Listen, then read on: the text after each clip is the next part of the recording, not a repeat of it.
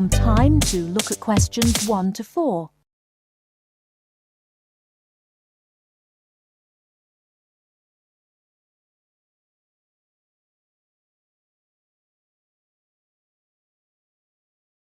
Listen carefully and answer questions 1 to 4. Good afternoon. I have with me in the studio today Dr. Stephen Phillips, author of the new book Silver Lining, which is an investigation into UFOs. Now, Dr. Phillips, can you tell us a little about your book? Yes, certainly. Over the last 12 years, I've become increasingly interested in the subject of UFOs, and this book is a compilation of all the sightings that I've heard about, together with evidence. You see, so many people are convinced that there is life on other planets that I thought I would do some research myself. And what did you find? Are we alone in the universe? You sound sceptical. Well, you'll have to buy the book to find out my personal conclusion, but I can tell you this. There are a lot of sightings in a number of different countries, and the surprising fact that I have found is that despite never having met each other, a great number of these witnesses describe an almost identical object. Now, I realise that television and the media has given us all a mental picture of a UFO, a silver ship with bright lights that moves at very high speed. What interested me was that in all the eyewitness accounts I heard, people gave very precise and detailed descriptions that varied only slightly. Reports from America, Europe, even Asia, all share a significant number of similarities. Interesting. Tell me, have you been able to see any evidence yourself? Well, no. My aim in writing this book was not really to present my own opinion, but to gather all the information available and collate it into a kind of reference guide. Personally, I don't have anything much to add apart from the conclusions that I've drawn from the accounts I've heard. I understand that there is a strong body of opinion that claims there is hard evidence that is being suppressed by the American government. Could you comment on that?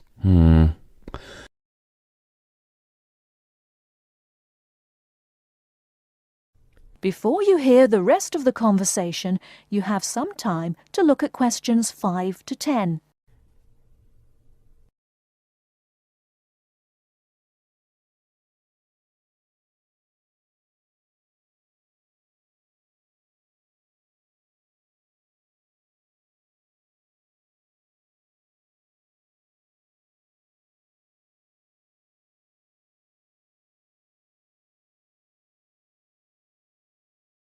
Now listen and answer questions 5 to 10. Personally, I don't have anything much to add apart from the conclusions that I've drawn from the accounts I've heard. I understand that there is a strong body of opinion that claims there is hard evidence that is being suppressed by the American government. Could you comment on that? The second chapter of my book actually talks about a place in America that has often been in the media, Area 51. Area 51? Yes, it's a military base in New Mexico. In 1947, a man called McBrazel claimed... Sorry, who? McBrazel. That's M-A-C, capital B-R-A-Z-E-L.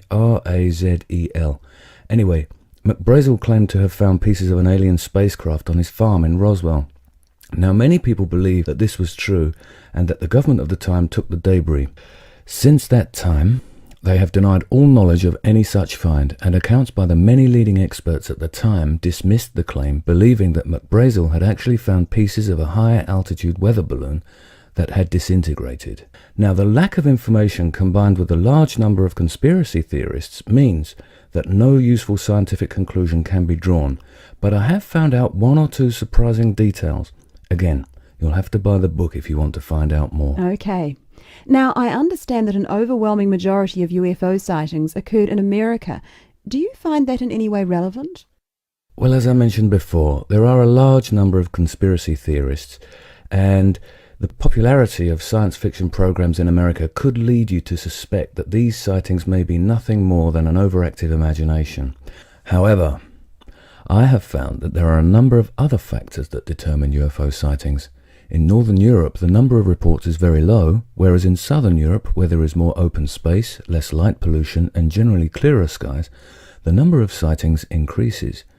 Now, when you consider the vast open areas of America, particularly around New Mexico, there is an argument that UFOs are simply easier to see in certain geographical and climatic situations. Well, I've never thought of that. If I could ask you one final question, Dr. Phillips, what about alien abduction?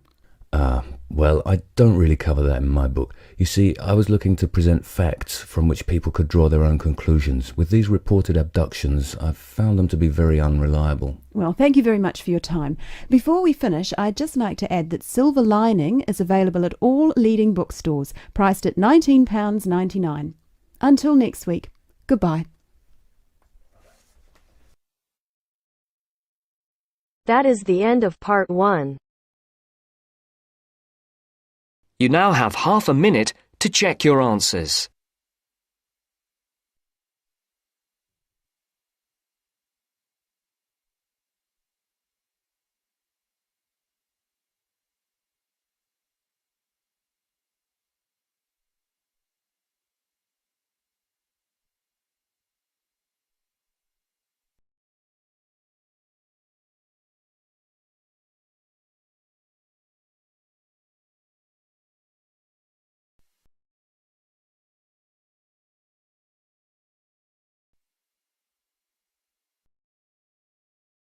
Now turns to part 2. Part 2. You will hear a lecture on bird migration. First, you have some time to look at questions 11 to 17.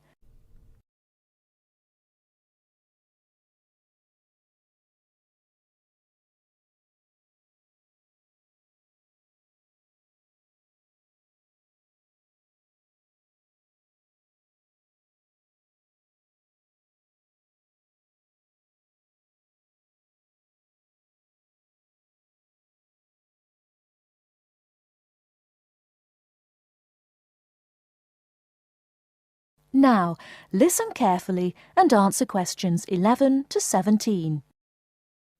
My lecture this evening will focus on the migration of birds. That is, how birds fly in big groups from different parts of the world at certain times of the year. In the first part of the lecture, I'll talk about the reasons why birds migrate, when they migrate, and which parts of the world they migrate from and to. To start with, why do birds migrate? Well, there are two main reasons. 1, they migrate to look for food, and 2, they travel to parts of the world that are more suitable for breeding. In fact, these reasons are closely linked. As you can imagine, when birds are breeding, they need extra food to feed their young. And in the spring, in the cooler climates of Europe, there is a lot of food for birds, especially insects. So, generally, during the spring, birds fly up from the tropics, which are hot, to cooler climates in the north. They stay there for a few months to bring up their young. And then, when the weather in the north gets cold in the winter, they fly back to warmer climates in the south. Now I'd like to talk a bit about how global warming has affected bird migration. One of the effects of global warming has been to make the spring come earlier in the northern regions of the world. When spring comes early, the plants and insects that birds need to bring up their young are also available earlier. Research has shown that quite a lot of birds have started to migrate earlier because of higher temperatures. But unfortunately for some species, this hasn't been early enough. What I'm saying is that birds that are travelling a long way for breeding may arrive too late to find enough food to feed their young, and their population drops drastically. Scientists are currently researching more about this. Before you hear the rest of the talk, you have some time to look at questions 18 to 20.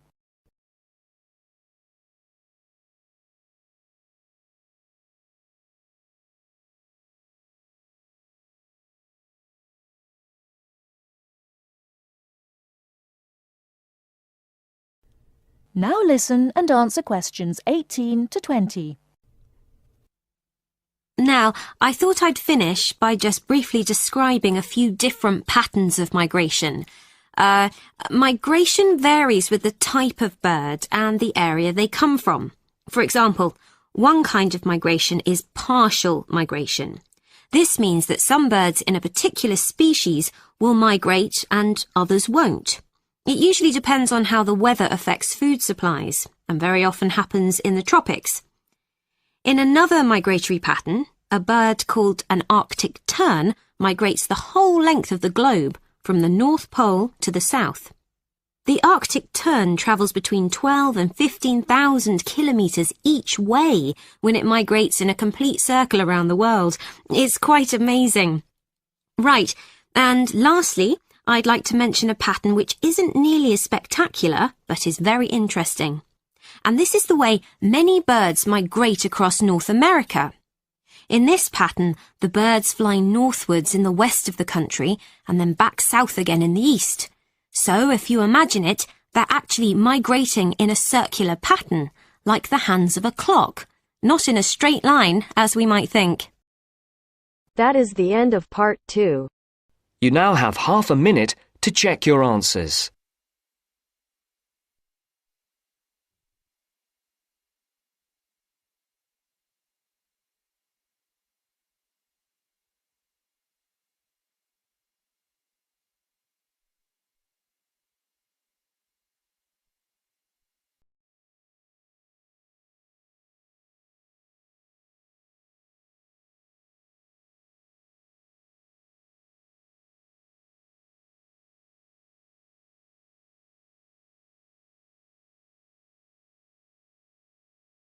Now turns to part 3. Part 3. You are going to listen to a radio program about buying a house.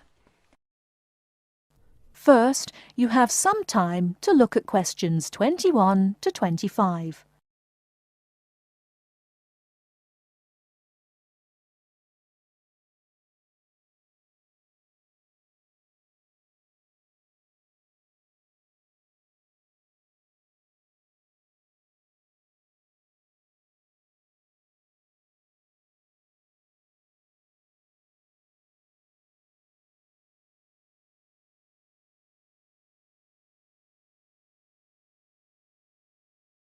Now, listen carefully and answer questions 21 to 25.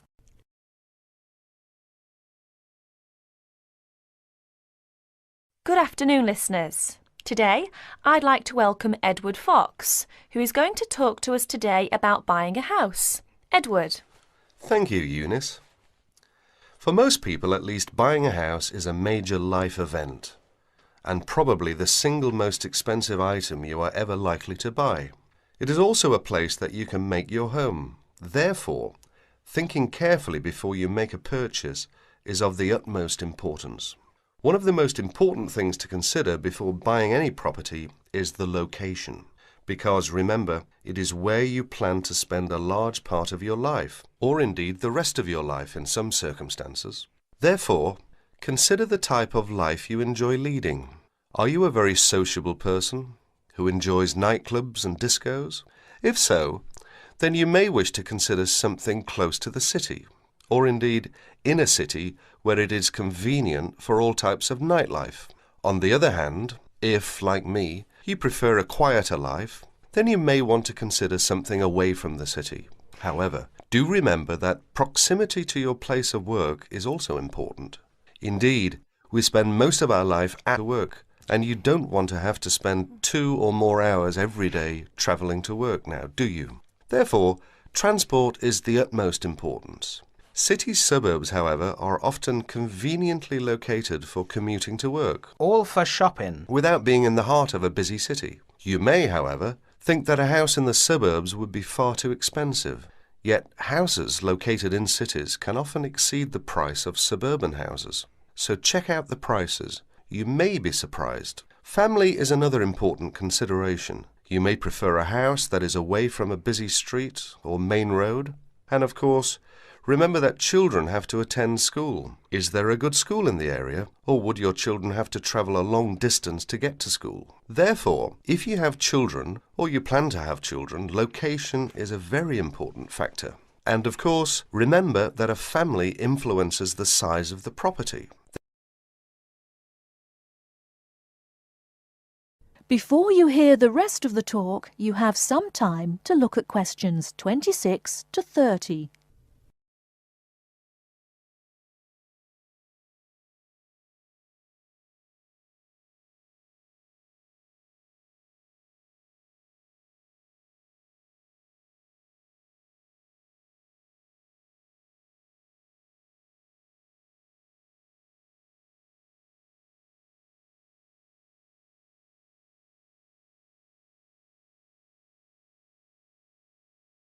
Now listen and answer questions 26 to 30.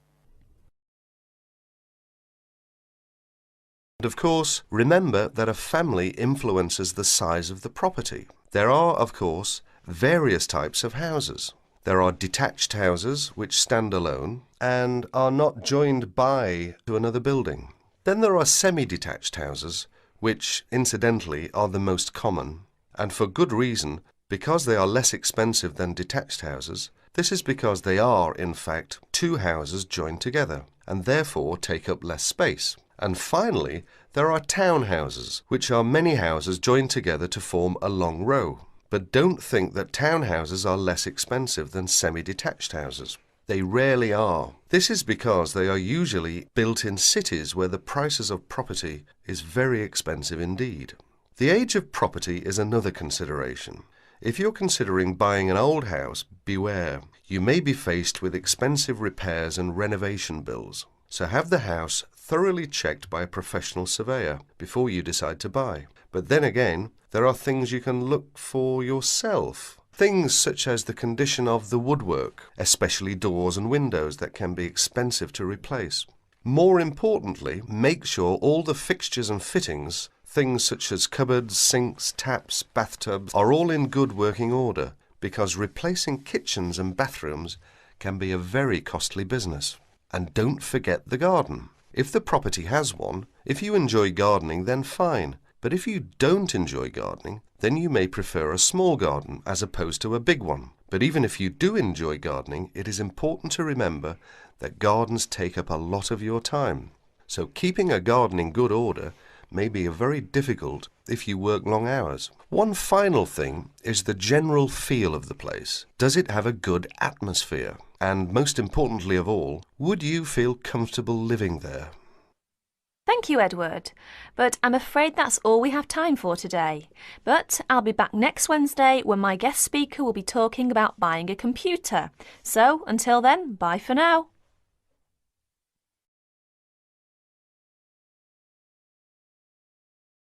That is the end of part 3. You now have half a minute to check your answers.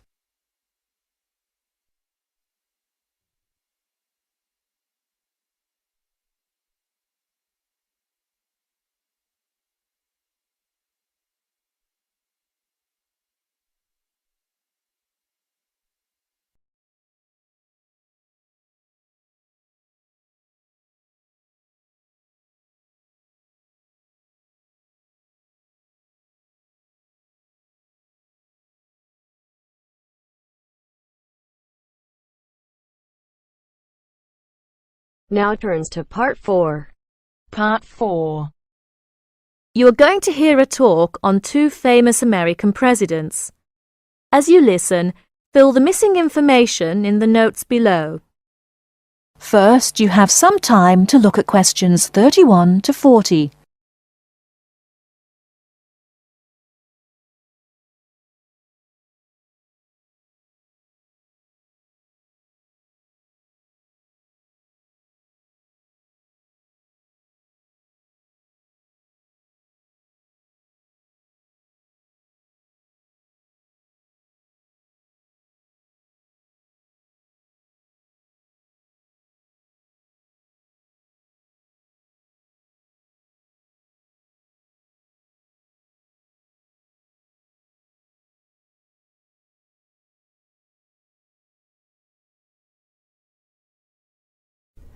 Now listen carefully and answer questions 31 to 40. John F. Kennedy and Abraham Lincoln lived in different times and had very different family and educational backgrounds. Kennedy lived in the 20th century, while Lincoln lived in the 19th century. Kennedy was born in 1917, whereas Lincoln was born more than 100 years earlier, in 1809. As for their family backgrounds, Kennedy came from a rich family, but Lincoln's family was not wealthy. Because Kennedy came from a wealthy family, he was able to attend expensive private schools. He graduated from Harvard University. Lincoln, on the other hand, had only 1 year of formal schooling. In spite of his lack of normal schooling, he became a well-known lawyer. He taught himself law by reading law books. Lincoln was, in other words, a self-educated man. In spite of these differences in Kennedy and Lincoln's backgrounds, some interesting similarities between the two men are evident. In fact, many books have been written about the strange coincidences in the lives of these two men. For example, take their political careers. Lincoln began his political career as a US congressman. Similarly, Kennedy also began his political career as a congressman. Lincoln was elected to the US House of Representatives in 1847. Kennedy was elected to the House in 1947. They went to the Congress just 100 years apart. Another interesting coincidence is that each man was elected President of the United States in a year ending with the number 60. Lincoln was elected President in 1860, and Kennedy was elected in 1960. Furthermore, both men were president during years of civil unrest in the country. Lincoln was president during the American Civil War. During Kennedy's term of office, civil unrest took the form of civil rights demonstrations. Another striking similarity between the two men was that, as you probably know, neither lived to complete his term in office. Lincoln and Kennedy were both assassinated while in office. Kennedy was assassinated in Dallas, Texas, after only 1,000 days in office. Lincoln was assassinated in 1865, a few days after the end of the American Civil War. It's rather curious to note that both presidents were shot while they were sitting next to their wives. These are only a few examples of the uncanny and unusual similarities between the destinies of these two American men, who had a tremendous impact on the social and political life of the United States and the imagination of the American people. That is the end of part 4. You now have half a minute to check your answers.